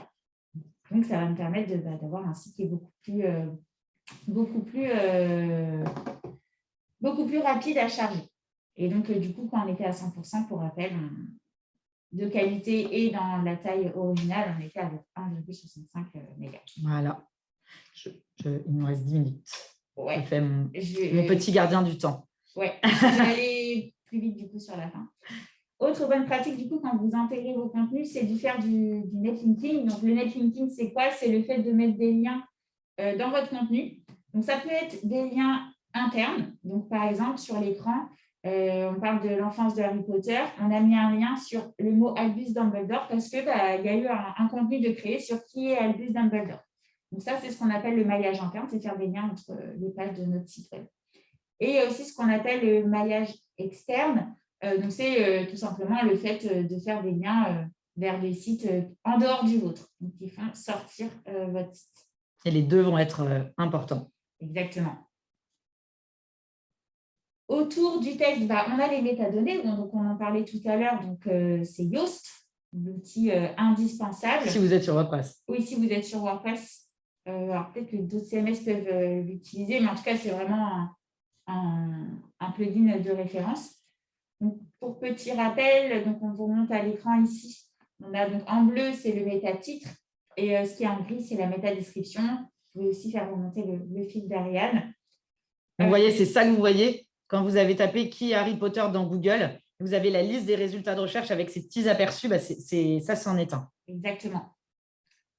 Et donc, du coup, sur cet écran-là, donc, du coup, on voit les différentes notes qui peuvent être données par Yoast. Donc, c'est ce que vous disiez tout à l'heure, Elisabeth. Donc, l'idéal, c'est d'être au vert. Et sinon, vous avez pastille rouge, orange. Et à chaque fois, vous avez du coup des pistes d'optimisation. Vous utilisez par exemple trop souvent la voix passive, ou vous n'utilisez pas assez de titres, ou votre mot-clé, il faut qu'il apparaisse dans la première phrase de votre contenu, ce genre de choses. Donc, c'est des optimisations, ce n'est pas forcément une fin en soi, mais en tout cas, ça vous donne vraiment des pistes sur qu'est-ce que vous pouvez optimiser. Là encore, il faut faire appel à votre intelligence humaine. Vous avez un article où vous faites juste la promotion, je ne sais pas, d'un salon sur lequel vous allez être dans 2 semaines. Vous n'allez pas passer du temps et de l'énergie à atteindre le vert. C'est juste une petite actu. Il n'y a aucun enjeu SEO sur cette actu. Donc, c'est vraiment pour vous donner des pistes. Donc, est-ce qu'on a rempli le contrat, nous, en optimisant le texte de la FNAC? On a tous les voyants qui sont au vert. Donc, sur l'écran juste après, ouais. Donc, on a ici, je voulais quand même vous montrer l'importance des photos. Parce que du coup, sur l'écran de gauche, on a les résultats du plugin sans les photos. On est au orange. Et en fait, juste en ayant intégré les médias qu'on a bien évidemment optimisés, on les a bien nommés, on ne les a pas chargés trop lourd, on a mis la valise alt, enfin l'attribut alt, etc. On est passé au vert. Et parfois, vous passez au vert globalement sur votre note, même si vous n'avez pas tous vos sous-indicateurs dans Yoast au vert. Je tiens à vous rassurer parce que c'est très agaçant. Parfois, on passe un temps énorme déjà à écrire, ensuite à optimiser.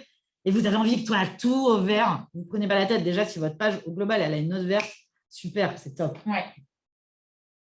C'est très scolaire comme exercice, mais il faut que vous gardiez ce recul aussi sur votre travail. Puis après, avec l'entraînement, vous allez par vous-même naturellement avoir des bonnes pratiques. Et après, quand vous intégrez, il ne vous manque vraiment pas grand-chose. Donc, on en parlait tout à l'heure, d'éviter de faire de la suroptimisation et de bourrer votre contenu de mots-clés et que ça en devienne lourd à lire. La base de basique, avoir un petit correcteur d'orthographe ou quelqu'un en tout cas qui va apporter dans tous les cas une vision externe à ce que vous avez écrit pour vous, parce que quand on est dedans, à un moment où on a beau être bon en orthographe, on ne voit plus les fautes. Donc avoir un œil externe qui va le relire, ça va permettre d'identifier des fautes. Il y a des petits outils. Voilà, c'est une petite blague chez nous parce que je suis le Bernard Pivot de l'agence. Donc il y a des trucs à relire. C'est souvent moi. Mais vous avez probablement un collègue dans votre boîte qui est très attaché à l'orthographe et à qui vous pouvez faire relire des contenus quand vous avez un doute. Et sinon, bien sûr, il existe des solutions en ligne. J'en ai découvert une moi récemment qui s'appelle Merci App, qui est un correcteur et que vous pouvez même intégrer dans vos outils directement. Donc, il vous corrige vos mails. Vous n'avez pas à les écrire quelque part pour voir vos fautes, puis les copier-coller. Donc, voilà, il y a plein de solutions là-dessus qui existent.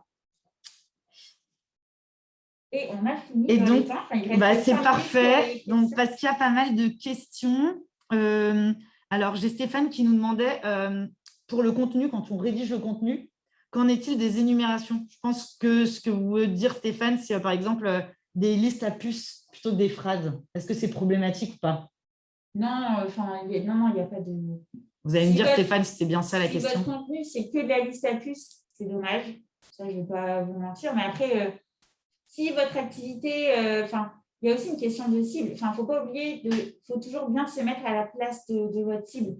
Si vous avez une page qui présente un service et que dans vos métiers, on n'est pas dans le blabla, on est dans l'efficacité, on met des bullet points, des listes à puces pour exprimer des idées, faites-le parce que c'est ça qui va, vous allez répondre rapidement aux besoins de vos cibles. Par contre, si derrière, vous avez par exemple une section blog pour justement traiter de sujets de fond, là, par contre, il faut essayer quand même de faire des phrases, de développer ses idées, etc. J'espère que ça répond à votre question. Mais en soi, les listes à puces ne sont pas un problème, mais c'est sûr que pour le référencement, il ne faut pas oublier qu'il faut un certain nombre de mots par page et il faut quand même que les idées soient un peu construites. Ok, super. Merci Charlène. Ensuite, dans le nommage des images, est-ce que c'est Régine qui a vu ça quand tu as mis l'exemple de l'image d'Harry Potter? C'est vrai que le titre, il était assez long et du coup, tu avais des tirets entre les mots. Ouais. Est-ce que c'est important les tirets entre les mots? Alors, je ne sais pas si c'est toujours le cas, mais je me souviens que avant, je travaillais chez un e-commerçant et donc j'intégrais les contenus pour les pages produits, etc.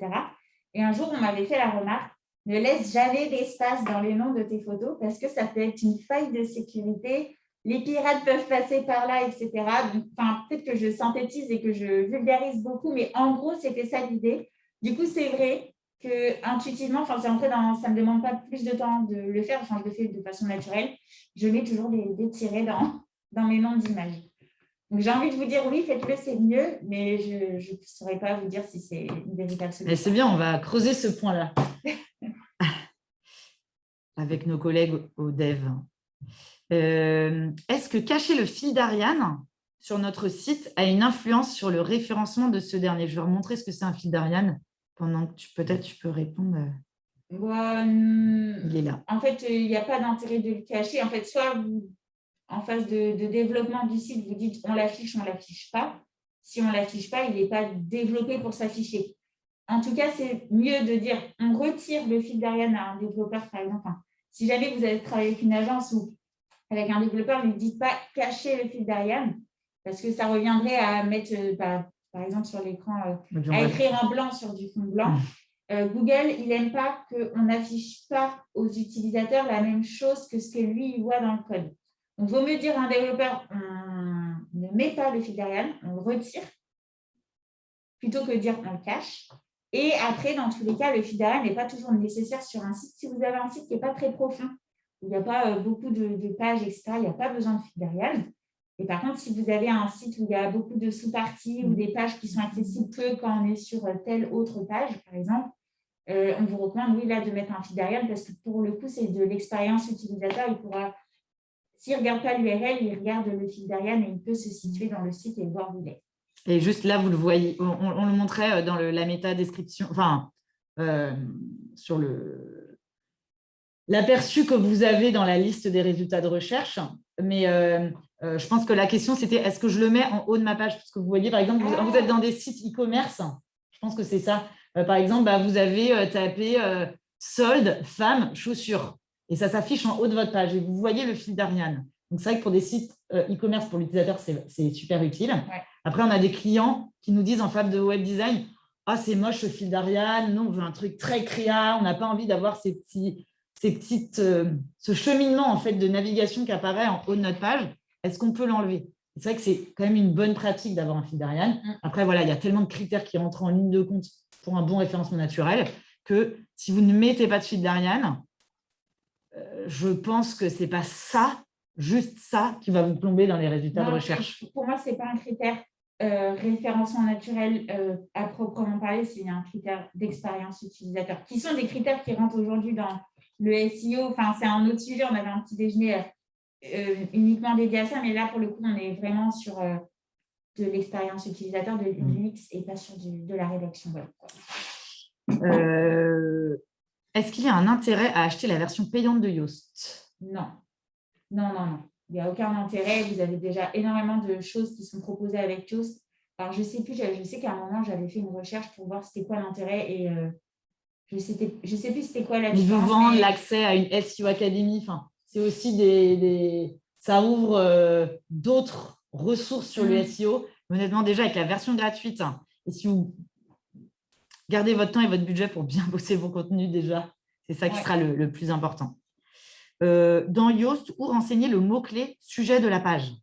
Est-ce que tu peux revenir sur l'écran où il y avait Yoast? Ouais, donc c'est ce qui s'appelle requête cible. À l'écran, donc vous avez les petits pastilles de couleurs et juste en dessous, vous avez requête cible. Donc, Et Harry effectivement, Potter, là. si vous ne la renseignez pas, cette requête cible, l'outil, il n'est pas capable de ensuite faire ses calculs pour vous donner des pastilles qui soient vraiment significatives par rapport à l'analyse de vos contenus et souvent, ça va rester gris. Donc, c'est vrai, je ne l'ai pas précisé tout à l'heure, mais la requête cible, c'est les mots-clés sur lesquels vous voulez vous positionner et c'est donc à cet endroit qu'il faut le renseigner, ce qui va aider l'outil à faire ses calculs. Super, merci. Donc, est-ce que indiquer la requête cible est obligatoire? J'ai déjà rencontré le cas d'agences de référencement qui ne remplit pas ce champ et ça m'a interpellée.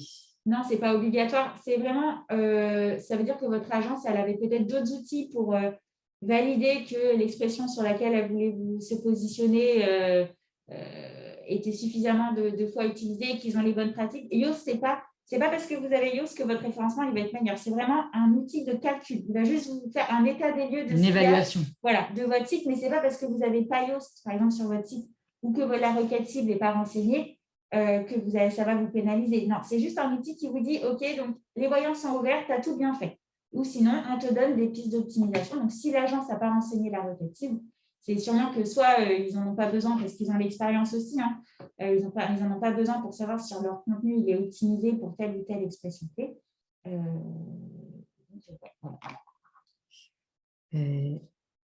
Très bien. Merci, Charlène. Il y a encore des questions. Moi, je suis trop contente qu'on ait des questions.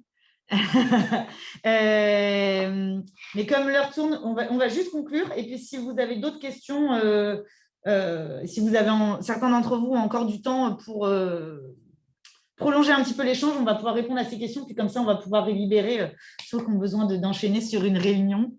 Une petite page de pub pour nos prochains petits-déj, parce que comme vous le savez, on organise un petit-déj comme ça tous les mois. Donc, le prochain, c'est donc le jeudi 24 février, on va regarder les tendances du web design. Et comme d'habitude, avec les tendances, on va se poser la question, faut-il les suivre? Et puis, le 24 mars, on parlera éco-conception. Comment diminuer l'impact écologique de mon site web? Et puis, d'ailleurs, vous avez aussi déjà sur notre site internet le calendrier de tous les petits-déj de l'année 2022, avec un par mois, je rappelle. Donc, vous êtes les bienvenus. On a donc terminé sur ce sujet du SEO. Et ce que je voulais vous dire, c'est que donc, vous pouvez retrouver tous nos conseils, pratiques et outils pour votre communication digitale sur notre blog. Donc, c'est là que vous allez, sur notre site, vous allez avoir la partie événements avec les petits-déj et toute la partie blog. On a beaucoup d'articles sur différentes thématiques, vraiment pour vous aider à progresser et à bien bosser votre com. Donc, allez regarder. Je suis sûre que vous allez trouver des choses qui vont vous aider au quotidien. Et si vous avez passé un bon moment ce matin, si vous pouviez nous rendre un petit service, c'est nous laisser un avis sur Google My Business. Vous allez sur Google, vous tapez concept image et vous voyez dans la fiche à droite, qui est la fiche de l'agence, vous avez un bouton donner un avis. Vous pouvez laisser des étoiles ou donner un commentaire. Et ça nous aide parce que ça aide notre référencement. Donc, ça serait vraiment super. Et je vous invite aussi à encourager vos clients à faire de même pour votre structure. On a une réponse de Olivier MQFF dans les questions-réponses. Merci Olivier pour la précision sur le nom des images. Le fait de mettre des tirets. Donc, il précise que le fait de mettre des espaces, et c'est vrai effectivement, c'est que ça n'existe pas les espaces dans les URL. Et donc, quand vous chargez une image dans votre site pour qu'elle soit accessible, en fait, ça crée un lien, donc une URL pour y accéder. Et donc, s'il y a un espace, c'est considéré comme un caractère spécial. Et donc, du coup, ça met par défaut des pourcentages, des chiffres, donc pourcentage 20 par exemple. Et donc, ça nuit du coup aussi à la lecture du contenu. Donc, merci Olivier pour cette précision. Super, merci beaucoup. On regarde peut-être donc les autres questions. Donc, si certains d'entre vous doivent partir, passez une bonne journée. J'espère que vous avez passé un bon petit-déj en notre compagnie. Et puis, on vous dit à très bientôt. Et puis, pour les autres, on va regarder les questions qui nous restent.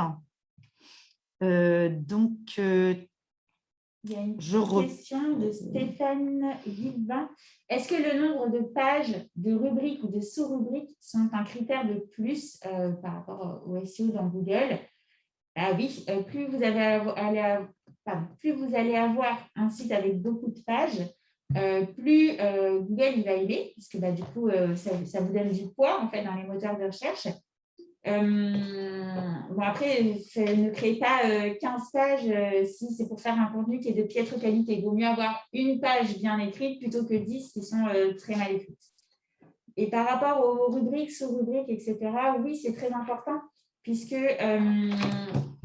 donc là, on parle un peu d'un autre sujet, on parle de l'arborescence. Donc, c'est comment vous structurez l'organisation de vos pages dans votre site Internet. Donc, c'est vrai que c'est important parce que ça peut donner aussi une dimension logique dans comment vous allez construire vos contenus. Donc, par exemple, si j'ai un site Internet uniquement dédié à Harry Potter, je vais avoir une rubrique personnage, par exemple, dans laquelle on va retrouver un contenu sur Harry Potter, sur Hermione, sur Ron, sur Albus Dumbledore. Je vais peut-être avoir une section qui va être dédiée aux créatures magiques. Je vais avoir plein de noms de créatures. Une autre section, on va parler des sortilèges, où je vais avoir que des noms et des contenus autour de sortilèges. Donc oui, c'est important de bien structurer de façon logique ces contenus pour avoir des rubriques et des sous-rubriques qui vont permettre d'une part à l'utilisateur de se repérer dans son fil d'Ariane et aussi d'avoir une URL bien construite et de donner aussi de la logique à Google quand il va parcourir votre site Internet. Mais c'est vrai que ça, nous, on y fait attention quand on construit les arborescences avec nos clients. Ok. Quand on parle de suroptimisation, donc est-ce que ça peut être gênant pour les lecteurs, tu l'as dit. Oui. Est-ce que Google peut nous pénaliser si le mot-clé revient trop de fois? Oui. Donc la réponse est oui. Oui, je n'ai peut-être pas insisté tout à l'heure dessus. Mais j'ai l'impression que vous trichez. Je crois que c'est ce qu'on appelle le keyword stuffing, donc encore en anglais, mais c'est vraiment Google voit que sur un petit paragraphe, je ne sais pas, de 5-6 lignes, vous allez avoir votre mot-clé tous les 2-3 mots. Ouais. Non. Alors, ça, je pense que Yoast vous le dit. Ça ne pénalise pas à chaque fois, parce que la dernière fois, je ne sais plus, il y avait un lecteur qui me dit « Oui, je ne comprends pas, ce site-là, il est positionné devant nous. Mais ça, vous m'avez dit, il ne faut pas écrire comme ça. » Et oui, effectivement, il y a un site Internet où le contenu est naze. Et c'est que de la répétition de mots-clés, les phrases mises bout à bout, elles ne veulent rien dire. Il n'est pas encore pénalisé par Google. J'espère que ça arrivera, mais en tout cas, c'est une mauvaise pratique. Et du coup, mon client m'a dit, mais du coup, est-ce que je le fais aussi? Moi, je ne vous dis pas de le faire. Si vous le faites, faites-le si vous voulez. Mais ce n'est pas une de mes recos parce que si jamais il se fait pénaliser, potentiellement, il peut perdre beaucoup de place. Et puis, même pour l'utilisateur, c'est exactement. Quand on lui fait croire qu'on lui donne des informations et puis non, quoi. Tout à fait. Ça marche. L'outil avec les voyants de couleurs pour optimiser, donc c'était Yoast SEO qu'on a vu tout à l'heure. Et donc, on vous disait, version gratuite, déjà, elle est top. Et puis, Clélia nous demandait ton outil là, pour compresser les images. Donc, c'est Photopea. Ouais, donc Photo et PEA. Ouais, et vous aurez le lien de toute façon dans le support. Et je fais une page de pub pour un autre petit-déj qu'on a animé et vous retrouverez tous les slides qui portent sur les outils pratiques pour les chargés de com. Vous allez retrouver ça sur notre blog. Et vous allez trouver comme ça plein d'outils. Compresser les images, les redimensionner, les rogner, des outils pour vous aider avec la typo, les couleurs, enfin vraiment tout ce qui peut vous aider au quotidien et vous faire gagner du temps. Donc, allez jeter un œil, je pense que ça devrait vous aider.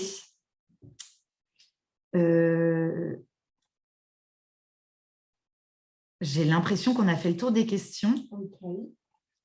Super. Donc, écoutez, merci beaucoup. Il y en a plein qui sont restés. Ouais, ça fait plaisir. Ça fait plaisir. Et puis, on vous souhaite une bonne journée. Encore une fois, si vous pouvez nous laisser un petit avis, ça serait super. Vous allez recevoir les slides, vous aurez accès au webinaire. Et puis, on vous demandera aussi ce que vous avez pensé du petit-déj, comme à chaque fois. Donc, là aussi, vos remarques sont précieuses. Donc, merci d'avance. Tout ce que vous pourrez nous envoyer. Hop. Bonne journée. Et puis, à vous de jouer maintenant avec vos contenus. Hein. On espère que vous allez prendre la plume ou en tout cas le clavier dès cet après-midi. À très bientôt. Au revoir.